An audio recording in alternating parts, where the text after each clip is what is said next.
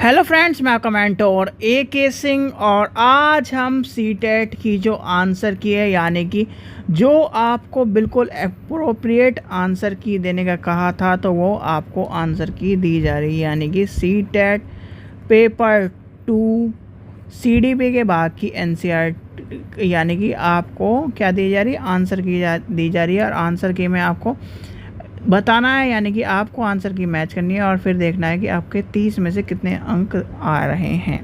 और जो मैथ्स की है और हिंदी की है, संस्कृत की है, वो रितु मैडम कराएगी, तो आप उनकी वीडियो भी जाकर चैनल पर देख सकते हैं। आप ये सोच रहे होंगे कि लेट क्यों कराई जा रही है। लेट इसलिए कराई जा रही है कि बिल्कुल अप्रोप्रिएट या बुक से या फिर एक तरह से नोट से मैच कर आपको आंसर की दी जा रही है, जिससे कि आपको पता चल सके कि आपके कितने अंक सही हैं पेपर 2 में। तो समय व्यर्थ न करते हुए चलिए शुरू करते हैं। पहला क्वेश्चन क्या है, निम्नलिखित कथनों में को पढ़िए और विकल्प छांटिए, यानी कथन और कारण का क्वेश्चन है। तो पहला क्वेश्चन कह रहा है, शिक्षक को विद्यार्थी के विषय में जातीय समूह के बारे में रूढ़िवादिता को तोड़ने के लिए बड़ी मेहनत करनी पड़ती है। शिक्षा का एक प्रमुख उद्देश्य विद्यार्थियों के समालोचनात्मक आत्मचिंतन के प्रोत्साहन की बात कर रहा है। तो जब प्रोत्साहन की बात कर रहा है तो यह हो जाएगा, ये तो गलत हो जाएगा, यानी कि इससे कोई मैच नहीं कर रहा, तो यानी कि इसका हो जाएगा पहला सही और दूसरा गलत। चलिए दूसरा देखते हैं, क्वेश्चन नंबर 2 देखते हैं, निम्नलिखित में कौन सा आंतरिक अभिप्रेरणा का उदाहरण है। भैया आंतरिक अभिप्रेरणा, यानी कि उसने कहा आंतरिक रूप से, यानी अंदर से, यानी अपने, जैसे कहते हैं ना, जब हम पढ़ रहे थे तो आपको मैंने कहा था बिल्कुल अंदर से, जैसे आपके फेफड़ों से आवाज़ आने लगे कि हाँ मुझे तैयारी करनी है, और मुझे दिल कहने लगे कि हाँ अब अगर तैयारी नहीं करे तो मैं निकल के बाहर चला जाऊंगा। तो वही तैयारी करने के लिए क्या कहता है, आंतरिक आनंद के लिए एक वाद्य यंत्र बजाना। ठीक है, तो यानी कि इसका हो जाएगा चौथा आंसर। ठीक है, चलिए आगे चलते हैं। क्वेश्चन नंबर 3 देखते हैं, निम्नलिखित कथनों में से विकास के सिद्धांत को दर्शाता है। तो जो बच्चा अपने शुरुआती वर्ष में भाषा सीखने के लिए अनुकूल वातावरण से वंचित रहता है, उन्हें बाद में जीवन में चुनौतियों का सामना करना पड़ता है। बिल्कुल सही बात है। और इसका सही बात करके क्या होता है, भाषा के विकास के एक संवेदनशील कला है। यानी आप ही बताओ, आपने सबसे पहले क्या सीखा, ए, या फिर हिंदी में मान के चलते हैं, पहले सीखा कै, खे, घे, ये सीखा क्या क्या गए ना, इस तरह से जब, या तो ये तो आपने को किसी टीचर ने पढ़ाया नहीं होगा, क्योंकि पुराने और जो हिंदी का एक तरह से मास्टर से उसी को पता है ये जो कला है। पढ़ाया ऐसे जाता है, क्या क्या कहना है, इस तरह पढ़ाया जाता है। क्या क्या जो आपसे पढ़ते हो, कै, खे, गया, इस तरह नहीं पढ़ा जाता क्या कभी भी। फिर अभी हाँ यहाँ छोड़िए से बात को, ये देखिए कै हो गया, फिर यानी कि पहले आपने कै, खे, गए, ये सब चीज़ें सीखी, फिर क्रम सीखे, फिर इनके क्या सीखे आपने। अब इसमें क्या सीखा, कै के साथ क्या मिला जाए, कार, क्या पे आकर ना कार बनाने के लिए का रह कर दिया। फिर अलग अलग जैसे से खाना बन गया, यानी कि इस तरह से आपने सीखा, तो क्या हुआ, क्रमबद्धता हो गई, यानी कि संवेदनशीलता। इसका आंसर हो जाएगा तीसरा। ठीक है, चलिए आंसर चलते हैं। क्वेश्चन नंबर 4 देखते हैं, अधिगम को सामान्य सिद्धांत बताते हैं कि विद्यार्थी बेहतर रूप से सीखते हैं यदि, यानी कि अगर बेहतर रूप से सीखने की बात है तो बेहतर रूप से कौन से सीखता है, पहले अवधारणा का संपूर्ण रूप से परिचय देना और फिर उसे क्या करना, बारीकी से समझाना, यानी कि ऑप्शन नंबर 2। और ये आप ये सोच रहे हो कि पेपर कहना हमारा बेकार गया। देखो पेपर हार्ड था, ठीक है, पेपर आपका हार्ड था। कोई ये कहे कि पेपर इजी था, ज़्यादा इजी नहीं था, जैसे पहले मुकाबले इजी आते थे, पेपर हार्ड के मुकाबले थे, यानी कि ज़्यादा मॉडरेट भी नहीं कहेंगे और ज़्यादा हार्ड भी नहीं कहेंगे। मतलब ये मान के चलिए कि जो बच्चा तैयारी कर रहा है 1-2 साल से अच्छी तैयारी कर रहा है, यानी 1 साल से भी तैयारी कर रहा है, वो पेपर अपना 90+ ला सकता है। क्वेश्चन नंबर 5 देखते हैं, एक शिक्षक अपने विद्यार्थियों को अधिक संज्ञानात्मक कौशल विकास करने में मदद करता है। निम्नलिखित में कौन सी रणनीति सबसे बेहतर होगी, यानी सबसे अच्छी होगी। तो आपको पता ही है, इसमें एक चीज़ देखी जाएगी, प्रोत्साहन करना, और प्रोत्साहन हमारे हो गया टैग वर्ड, यानी विद्यार्थी को प्रोत्साहन करने के लिए क्या करेगा, बढ़ावा देगा, यानी कि ऑप्शन होगा टैग वर्ड, और टैग वर्ड से हमारा आंसर हो गया सोल। चलिए, ये कथन और कारण है। कथन और कारण के क्वेश्चन तो आपको सबको पता ही है ज़्यादातर। देखो, आपको मैंने एक चीज़ कही थी पेपर 1 में जब आपको सॉल्व करा रहा था कि जो ए और बी बोथ सही है और ये वाला और व्याख्या सही है, वो होता है पेपर 1 में। मैंने आपको जब पेपर करा रहा था आज से 1-1.5 महीने पहले, तभी मैंने कहा था कि सिर्फ और सिर्फ पेपर 1 में होती हैं ये सब चीज़ें, पेपर 2 में नहीं होती। पेपर 2 में तो आपको घुमाने वाली बात कही जाती है। तो इसका आंसर हो जाएगा, यानी कि शिक्षार्थी संकल्पना को मजबूत करने के लिए विद्यार्थियों को स्वयं संकल्पनाओं का उदाहरण और गैर उदाहरण की पहचान करने को कहता है। वे उदाहरण के बारे में सोचने के संकल्पना मजबूत करने के लिए और विद्यार्थियों को भ्रमण करता है। तो भाई ये भ्रमण कर दिया तो इसने हो गया, यानी कि पहला सही और दूसरा गलत हो गया, तो यानी कि ए सही और दूसरा गलत हो गया। फिर आता है 7वां क्वेश्चन। अब 7वें क्वेश्चन में क्या कहता है, माध्यमिक कक्षाओं में अधिगम के लिए अनुकूल कक्षा वातावरण डैश पर केंद्रित होता है। तो आपका किस पर केंद्रित होगा, तो ये होगा यानी कि सहकारी अधिगम, यानी कि ऑप्शन नंबर ये हो गया 4। क्वेश्चन नंबर 8 देखते हैं। जटिल समस्याओं से जूझ रहे अमन के समस्या समाधान कौशल विकसित करने के लिए एक शिक्षक को क्या करना चाहिए। एक शिक्षक को क्या करना चाहिए, उसे मंथन करने और विचार उत्पन्न करने के लिए प्रोत्साहन करना चाहिए। बिल्कुल सही बात है, इसमें हो जाएगा ये। और इसके जो यानी कि देखो, हम टैग वर्ड चिल्लाते रहते हैं सभी, यानी कि जितना भी आपको यूट्यूब पे या फिर कहीं भी पढ़ाने वाला मिलेगा सीटेट को, टैग वर्ड की बात ज़रूर करेगा। पर इस पेपर में बहुत सी जगह टैग वर्ड से भी आपका क्वेश्चन को सोल्व नहीं कर पाए बच्चे, टैग वर्ड से भी आंसर गलत निकल रहा है। ठीक है, तो इस चीज़ का भी ध्यान रखना, इससे थोड़ा सा पढ़ा हुआ भी होना चाहिए।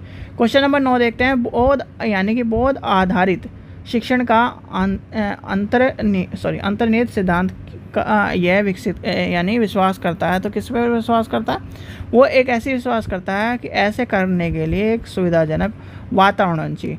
देखो, किसी भी कार्य को सीखने के लिए आपको मैंने कहा था वातावरण प्रधान होना चाहिए, और वातावरण भी आपका एक टैग वर्ड था, तो आपको बताया था, यानी कि ऑप्शन नंबर 2 हो जाएगा इसका आंसर। चलिए आगे चलते हैं। क्वेश्चन नंबर 10 देखते हैं। वह विद्यार्थी जो पाठन वैकल्य से यानी कि डिसलेक्सिया की बात करें, और डिसलेक्सिया आपको मैंने बताया चुका, फर्स्ट पेपर में आया था डिसलेक्सिया। देखो फर्स्ट पेपर में ग्राफिया आया था, इसमें आया लेक्सिया। ग्राफिया का मतलब होता है लिखने वाला बात, यानी कि मैं ये लिख रहा हूँ वाज को क्या लिख रहा हूँ, ये लिख रहा हूँ। अब और क्या, और 2-3 स्पेलिंग जो हैं उनको मैं उल्टा सीधा लिख रहा हूँ। और लेक्सिया में क्या होता है, पढ़ मैं यानी कि वाज को मैं सी पढ़ रहा हूँ, ये इस तरह से पढ़ रहा हूँ, तो यानी कि वो जो उल्टी चीज़ पढ़ेगा तो वो हो जाएगा, यानी उन्हें कई यानी कि अध्ययन करने में के लिए प्रोत्साहन करने के लिए बात कही गई है, यानी कि ऑप्शन नंबर पहला हो जाएगा इसका। क्वेश्चन नंबर 11 देखते हैं। निम्नलिखित में कौन सा समूह विशिष्टताओं का सही ढंग से उल्लेख करता है जो प्रतिभाशाली विद्यार्थियों को कक्षा के अन्य विद्यार्थियों के बीच आम तौर पर भिन्न करता है। भाई आम तौर पर भिन्न करने वाली बात कौन सी है, समझ की, यानी कि एक तरह से क्या हो जाएगा, सबसे पहला हो जाएगा सीखने की तेज गति। भाई तेज गति का ये, तो इसका आंसर क्या हो जाएगा, इसका आंसर हो जाएगा 3, यानी कि ऑप्शन नंबर 3 हो जाएगा इसका आंसर। ठीक है, चलिए आगे चलते हैं। क्वेश्चन नंबर 12 देखते हैं। श्रवण बाधित के संदर्भ में निम्नलिखित कौन सा बात कही गई। श्रवण बाधित की बात करी गई, तो अब इसमें यहाँ पर जो बच्चों ने बहुत बड़ी गड़बड़ की है वो करी है कि बच्चों ने सांकेतिक भाषा यानी कि चौथा आंसर लगाया है, यानी कि चौथा। अब ये मान के चलो साइन लैंग्वेज, आपसे मैं क्वेश्चन पूछने लगूँ कि साइन लैंग्वेज जो है वो क्या है, वो एक तरह की लैंग्वेज है, जैसे आपकी हिंदी इंग्लिश एक तरह से, और ये कब क्या होता है, ये सीखी जाती है। अब आपको मैं को कहने लगूँ कि ये है चार उंगली दिखा के या फिर एक अंगूठा दिखा के कहने लगूँ ये क्या है, तो आपको जिसे साइन लैंग्वेज का मतलब पता हो वही तो बता सकता है कि इसका मतलब क्या है। आम यानी कि जो जिसे पढ़ा लिखा ना हो, जो यानी कि सुनने में असमर्थ हो व्यक्ति, वो थोड़ी बता देगा, तो इसलिए इसका आंसर हो जाएगा श्रवण बाधित बच्चों को प्रभावी ढंग से संवाद करने के लिए क्षमता में प्रभावित कर सकती है। ठीक है, यानी कि वो अपने एक्सप्लेनेशन को सही तरह नहीं कर सकता। क्वेश्चन नंबर 13 देखते हैं। समावेशी के यानी समावेशन के संदर्भ में पाठ्यचर्या सीखने की उपेक्षा डैश में समान तब जबकि डैश में वह भिन्न है, तो क्या हो जाएगा इसका आंसर, जब भिन्न हो जाएगा तो समायोजन और संशोधन, यानी कि ऑप्शन नंबर 3 हो जाएगा इसका आंसर। क्वेश्चन नंबर 14 देखते हैं। संरचनात्मक सिद्धांत यानी सिद्धांतकारों के अनुसार निम्नलिखित में कौन सा कथन सही नहीं है। और सही नहीं वाले का मैंने आपको कहा था अंडरलाइन कर लो। पहले अंडरलाइन करने के बाद, प्रभावी अधिगम सुनिश्चित करने के लिए शिक्षक को बाहरी रूप से प्रेरित करने के लिए आवश्यक है। तो यानी कि भाई आवश्यक तो है आपको। आप ये बताओ, सीटेट पढ़ना चाहते हो, ठीक है, सीटेट का पेपर पास करना चाहते हो, आपको मैं कहूँ कि पास कर ले यार, पास कर ले, तो वो क्या है, बाहरी रूप से। जब तक आपका आंतरिक रूप से आप किसी चीज़ को सीखने के लिए नहीं चाहोगे, तब तक आप किसी भी चीज़ को नहीं प्राप्त कर सकते। क्वेश्चन नंबर 15 देखते हैं। एक प्रगतिशील कक्षा में डैश क्या है। भाई सबसे पहला है प्रश्न पूछने की आज़ादी छोड़ देना, तो यही छोड़ के सारे सही हो जाएंगे। प्रश्न पूछने के लिए कहना, दूसरों से प्रश्न पूछने, स्वयं को प्रश्न पूछने के लिए प्रेरित करना, यानी कि ऑप्शन नंबर 2 हो जाएगा। क्वेश्चन नंबर 16 देखते हैं। बुद्धि के संदर्भ में निम्नलिखित में कौन से दृष्टिकोण शिक्षार्थियों के बीच विविधताओं के संपूर्ण विचारों पर समर्थन करते हैं। तो कौन सा समर्थन करते हैं, यानी कि इसका क्या आंसर हो जाएगा। इसका आंसर हो जाएगा बुद्धि बहुआयामी है और समय के साथ बदलती, यानी कि बदल सकती है, यानी कि ऑप्शन। आप ये बताओ, आज आपका विचार है आगरा जाने का, आगरा का ताजमहल देखने जाने का, ठीक है। कल को आपके पास ज़्यादा बजट आ गया और आपके पास पासपोर्ट हुए, तो आप कहने लगे चल आगरा तो कभी भी घूम आएंगे, बाली चलते हैं, थाईलैंड चलते हैं। तो यह क्या हुआ, आपका प्लान चेंज हो गया और आपके पास एक ऑप्शन भी मिल गया, छुट्टी है।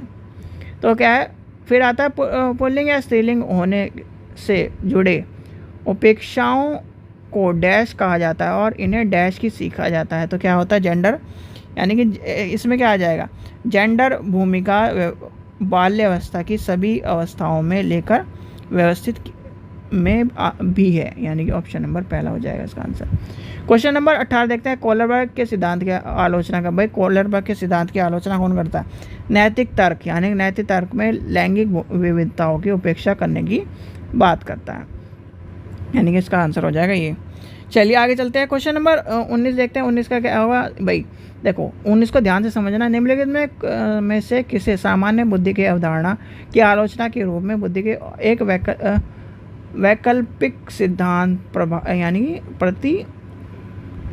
प्रस्तावित किया जाता है। तो इसमें हो जाएगा आपका गार्डनर, यानी कि हार्वर्ड गार्डनर।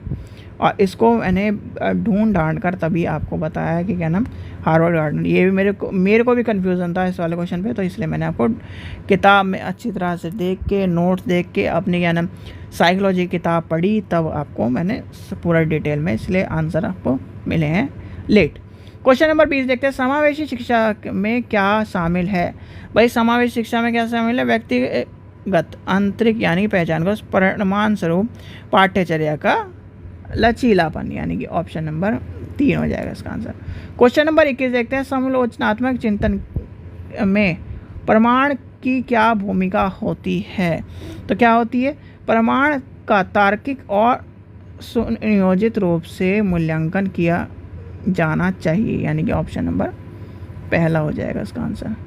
क्वेश्चन नंबर 22 देखते हैं। निम्नलिखित में कौन सा प्रश्न बच्चों के समालोचनात्मक व रचनात्मक चिंतन को बढ़ावा देता है। तो बताओ कौन सा बढ़ावा देता है। तो इसका हो जाएगा ऑप्शन नंबर पहला। पानी को बचाने के लिए सबसे अच्छा तरीका कौन सा हो सकता है और क्यों। भाई इसमें क्या, आप ये बताओ, मैं आपसे पूछने लगूँ, आप स्कूल जाते हो, कब जाते हो, क्यों जाते हो, किस लिए जाते हो, ये आपसे 10 सवाल पूछ दूँ तो आप क्या पहले बताओगे, किस टाइम जाता हूँ, क्यों जाता हूँ, किस लिए जाता हूँ, ये सब चीज़ें बताओगे। तो उसी में सारी चीज़ें हैं। क्यों, कब, जब आपसे कब, क्यों और कैसे पूछ लिया जाए, तो ये समझ लेना कि आपसे सारी चीज़ें पूछ ली गई हैं। क्वेश्चन नंबर 23 आता है। बच्चों के संज्ञानात्मक विकास पर भाषा का प्रभाव और जीन पियाजे और वाइगोत्स्की के दृष्टिकोण में भिन्न होता है। खोज अधिगम की, भाई देखो दोनों चीज़ें अलग अलग हैं, तो इसका आंसर हो जाएगा ए सही है और आर गलत है। ठीक है, चलिए आगे चलते हैं। तो इसमें देखो मैंने आपको कहा था कि नहीं, जब कथन और कारण के क्वेश्चन आए तो इसमें सबसे ज़्यादा ये दिक्कत होती है और बच्चे इसमें लगा के हैं सही सही सही सही। चलिए आगे चलते हैं। बच्चों के बीच विकासात्मक दरों में काफ़ी भिन्नता मौजूद होती है। विकासात्मक अंतर आनुवांशिक और अनुभवात्मक विविधताओं की जटिल अंत्यक्रिया एक अनिवार्य परिणाम है। तो इसका आंसर हो जाएगा, दोनों सही हो जाएंगे, यानी कि ऑप्शन नंबर। देखिए इतने क्वेश्चनों के बाद एक क्वेश्चन मिला है, तो यानी कि क्या रेशियो हो गया, 9:1। ठीक है, ये वाला रेशियो हो गया कि 9 गलत हो सकते हैं और 1 सही हो सकता है। भाई बहन की जो रिश्ते होते हैं माता पिता और साथियों के साथ संबंध में भिन्नता होती है और वह बाल्यावस्था में सामाजिकरण की महत्वपूर्ण भूमिका निभाते हैं। तो ये हो जाएगा इसका आंसर, पहला हो जाएगा इसका आंसर। क्वेश्चन नंबर 26 देखते हैं।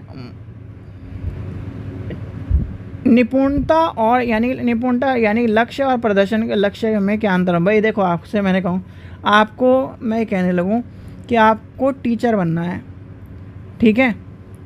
एक हो गया लक्ष्य, यानी कि एक हो गया आपका गोल, और एक हो गया परफेक्शन गोल, यानी कि एक मिस्टेड गोल हो गया, एक परफेक्शन गोल हो गया।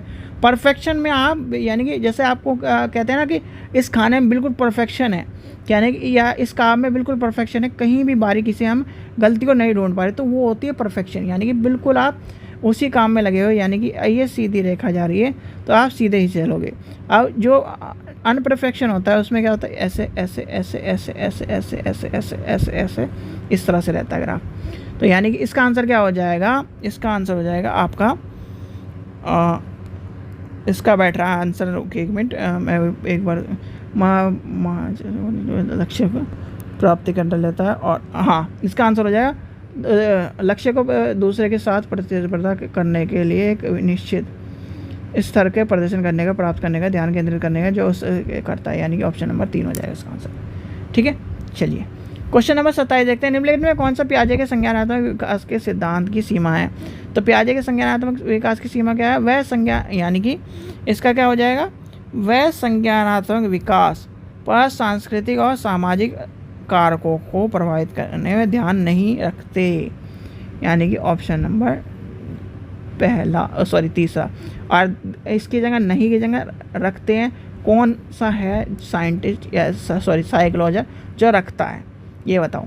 क्वेश्चन नंबर 28 देखते हैं। पियाजे के अनुसार गुणात्मक रूप से 4 यानी कि विविध अवस्थाएं कौन सी है? विविध अवस्थाएं कौन सी है? बच्चे के क्या है, जेंटलिक कोड, यानी कि ऑर्डर डिपेंड, यानी कि are depend upon genetic code of the child, यानी कि ऑप्शन नंबर बी हो जाएगा इसका आंसर। चलिए क्वेश्चन नंबर 29 देखते हैं। वाइगोत्स्की का मानना था कि विकास क्या होता है? भाई विकास क्या होता है? सीधा सामाजिक, यानी कि सामाजिक संपर्क के प्रमाण से होता है, यानी कि ऑप्शन कौन सा बैठेगा इसमें?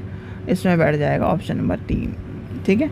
चलिए आगे चलते हैं। क्वेश्चन नंबर 30 देखते हैं। निम्नलिखित कथनों में से, यानी कि लास्ट क्वेश्चन है, प्रत्येक वर्ष लता जो कक्षा 8 की शिक्षिका है, तो वो क्या करती है, अपने करियर के लिए उसके क्षेत्र में करियर पर चर्चा करने के लिए महिलाओं को गणित, भाई देखो, महिलाओं को गणित का प्रोफेसर बना दिया और आदमी को नर्स बना दिया। और आपको एक चीज़ मैं आपसे पूछता हूँ, जो नर्सिंग के कोर्स में आदमी होता है जिसे हम कंपाउंडर कहते हैं, कंपाउंडर, देखो कंपाउंडर एक मान लो, क्योंकि इधर तो हम सिस्टर कहते हैं, नर्स कहते हैं, और इधर आदमी को क्या कहते हैं, तो उस आदमी वाले कोर्स का नाम क्या है?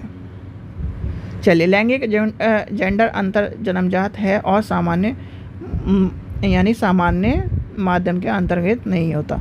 तो इसका भी क्या आंसर होगा बताइए? इसका आंसर हो जाएगा पहला, यानी कि ए सही और आर गलत, ठीक है। तो ये हो जाएगा इसका आंसर, ठीक है। तो बच्चों ये थे आपके पेपर 2, यानी कि 20 तारीख का पेपर 2 के आंसर की, और इसमें CDP का भाग हमने कवर कर लिया है। आज बिल्कुल आपको अप्रोप्रिएट लगाकर आंसर NCERT में ढूंढ कर आपको क्या दे दूंगा, SST के भी आंसर दे दूंगा, जिससे आपको पूरा का पूरा पेपर सॉल्व हो जाए। ये आपको यानी कि मैथ्स आपको रितु मैडम कराएगी, मैथ्स और साइंस, ठीक है बच्चों। आशा करता हूँ आपको वीडियो पसंद आई तो लाइक करें, चैनल को सब्सक्राइब करें, वीडियो को जैसे शेयर करें। Thank you.